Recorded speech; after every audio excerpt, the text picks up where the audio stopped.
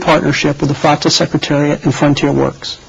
They're visible, they have lasting impact. These roads are built to last so that they don't need maintenance every year.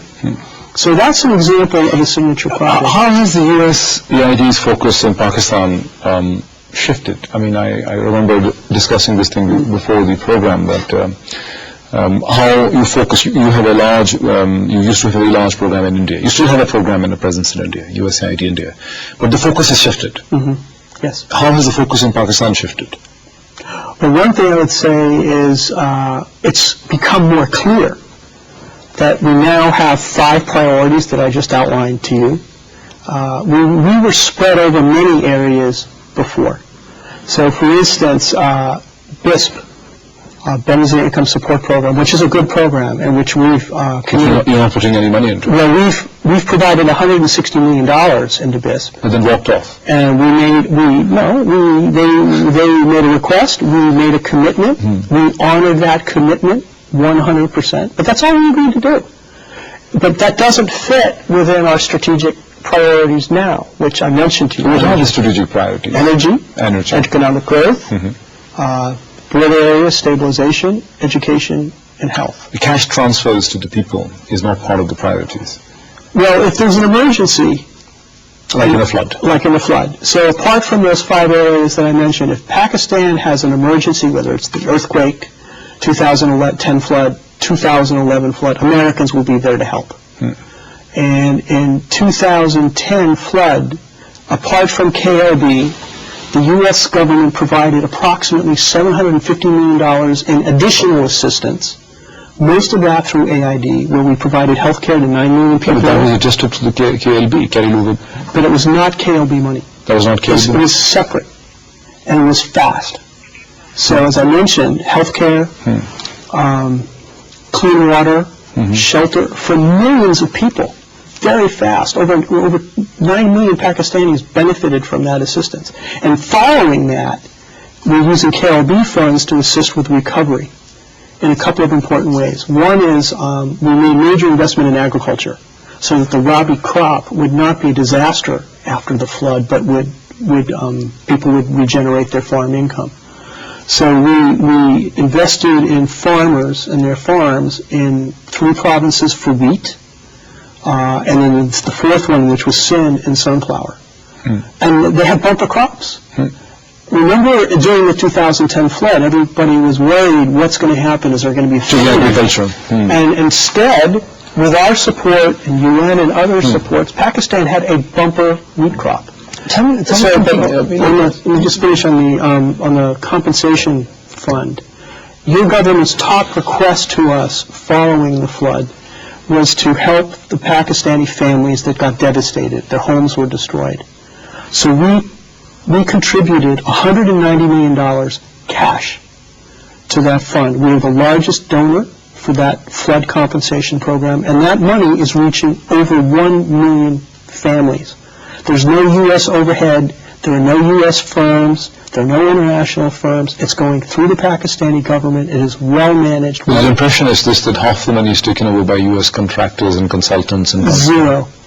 This fund is going through the government, through the provinces, with excellent accountability mechanisms established with the help of NADRA. And we have very, very rigorous monitoring. If this is true for the money that is given to the government, the money that comes to the private sector, they have to have an American contractor. They have to have some sort of relationship with the U.S. company. Is that true? That's not true.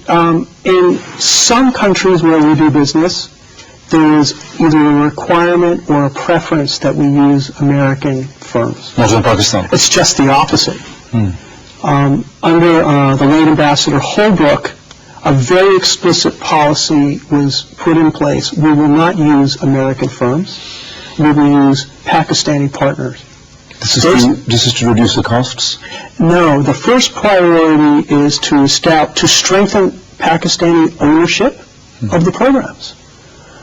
There's much more sustainability and ownership if it's a Pakistani government or a Pakistani NGO or non-governmental organization or foundation that says, this is our program. The money's coming to us. It's on our budget. We're responsible. We're accountable. So over half of our assistance in Pakistan goes through Pakistani entities, and very little goes through American firms. The exception where it goes through American firms is at the request of the Pakistani government, where we have very specialized technical assistance, like in the electric power sector, or in the time of an emergency where we need to get something done fast, and we're less concerned about sustainability for long-term capacity building, but we want to get the schools rebuilt after the earthquake. Those are the exceptions. But in general, in Pakistan, we are number one in the world. USAID provides assistance to approximately 100 countries in the world. 100 countries. And in Pakistan, we are number one in terms of the percentage of our aid that goes through local institutions, government and non-government. Number one by far. I really want to discuss this thing, the 100 countries you're engaged into and what are the biggest programs, but let's take a break. Okay. Let us take a break, and after the break we continue the discussion from exactly the same point, and I would like to understand from Mr. Andrew Sisson that how many countries the USAID is working, what are the largest projects, how are they different from Pakistan, especially in India, how the Indian USAID project is different from Pakistan, but after the break.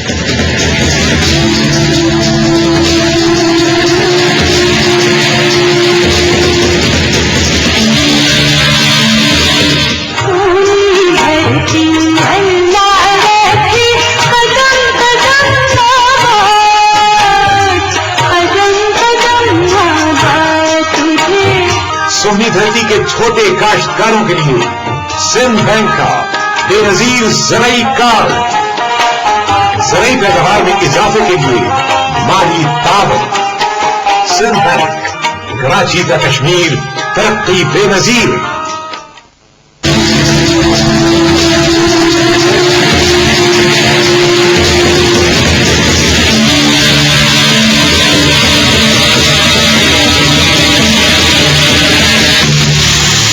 Welcome back to Sochta, Pakistan. I'm joined here by the outgoing country director of USAID in Pakistan, Mr. Andrew Sisson. And just before the break, as you might remember, I was about to go on to understand from him the overall range of USAID across the world, how many countries it's active, what are the biggest programs, how are they different from Pakistan, what is the nature of activity of USAID, the nature of the services it done in India, how they're different from Pakistan. We'll begin from here. So it's not something exceptional to Pakistan or a few countries. You mentioned before the break that your agency is kind of active in more than 100 countries. About 100. About 100 countries. Mostly in Africa? Mostly in Africa, but all over the world. In fact, our newest program is Burma, Myanmar, where we're opening up a program now. Just a few weeks ago, perhaps? It was announced about a month ago. Okay. And we're in the process of setting it up. So how do various programs differ from each other? Like how the Pakistani program is different, for instance, from India? Well, let me just say, first of all, a basic philosophy of USAID is we're promoting economic and social development and human dignity around the world. Overall, that's our purpose. But we also want to work ourselves out of a job over time. And out of a job. In other words, we don't want to be providing aid to a country forever. We would like to help that country's economy grow so they don't need aid. And the Indian economy has grown. You still and therefore our aid to India is diminishing rapidly. But there are several countries where we had very large programs decades ago where we provide no assistance now. They're a large trade partner, a large investment partner. In fact, a couple of them are even donors, such as South Korea, Taiwan, Botswana. Kazakhstan's moving in that direction right now. This is for us an example of real success. When we and other partners help a country grow, partners, so that we don't need to do this anymore. What are partners?